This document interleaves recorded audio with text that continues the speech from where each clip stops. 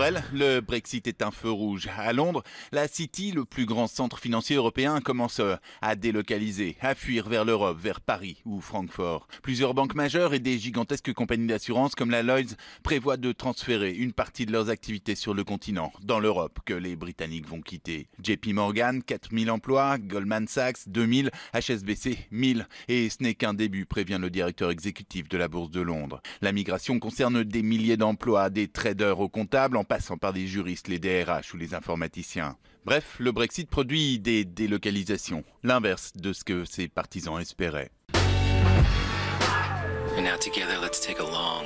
Et maintenant, ensemble, prenons une profonde respiration, dit la voix qui vient de ce portable. C'est celle d'une des dizaines d'applications de méditation qui sont devenues en quelques mois un énorme business. 18 millions d'Américains, par exemple, pratiquent la méditation et utilisent des applications comme celle créée par cet homme. 35 millions de dollars d'investissement et 11 millions d'utilisateurs. Étrange que le portable, qui est le symbole de la connexion frénétique, devienne soudain l'instrument du calme, du zen et de la déconnexion. Mais après tout, un instrument est seulement ce qu'on en fait.